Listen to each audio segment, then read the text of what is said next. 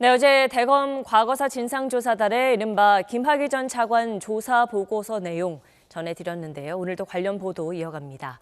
당시 조사단에 참여했던 박준영 변호사가 제공한 자료 가운데는 진상조사단의 단체 대화방 내용도 있습니다.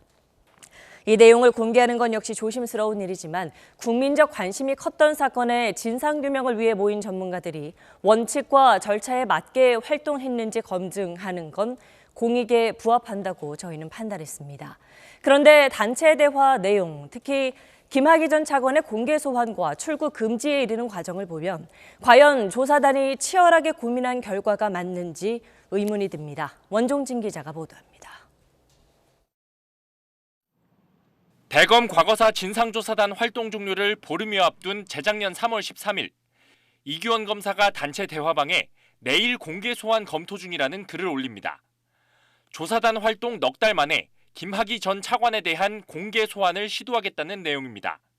하지만 어차피 안 나오겠지만 출구 전략 일환이라고 밝혀 조사단도 김 전 차관이 소환에 응하지 않을 것임을 예상하고 있었습니다. 조사단이 소환 조사할 권한이 있는지도 의문인 상황이었는데 다음 날인 3월 14일 조사단은 김 전 차관 공개 소환을 언론에 공개합니다. 예상대로 김 전 차관은 불응했고 동영상 주인공은 김학이라는 경찰청장의 증언까지 나오며 비난 여론은 들끓기 시작했습니다. 결국 3월 18일 대통령이 철저 수사를 지시하고 조사단 활동 기한도 2달 더 연장됐습니다. 하지만 그럴수록 김 전 차관의 출국 가능성은 더욱 높아진 상황.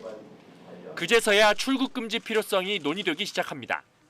김 전 차관을 출국 금지할 예정이라고 언론에 알리자는 얘기도 나왔지만 법적인 문제가 있다는 지적이 제기돼 출금을 요청하자는 제안을 거둬들입니다.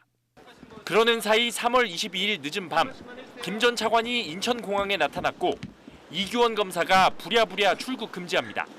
이 검사는 그 과정에서 가짜 서류를 이용했다는 혐의 등으로 재판에 넘겨진 상태입니다.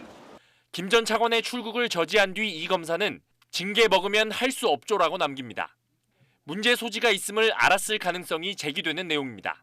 이 검사 측은 단톡방이라는 게 구성원들이 여러 상황에서 때로는 진지하게, 때로는 농담으로 이런저런 글을 남겼을 텐데 앞뒤 문맥을 생략한 채 일방적인 취지로 왜곡되면 안 된다는 입장을 보내왔습니다. SBS 원종진입니다. 네, 안녕하십니까, 김현우입니다. 더 많은 뉴스와 라이브 이벤트를 보고 싶으시면 화면 오른쪽을 눌러서 구독해 보시길 바라겠습니다. 또 저희 SBS 앱을 다운로드 하시면 속보 알림도 받아보실 수 있습니다. 항상 저희 SBS 뉴스를 시청해 주셔서 대단히 고맙습니다.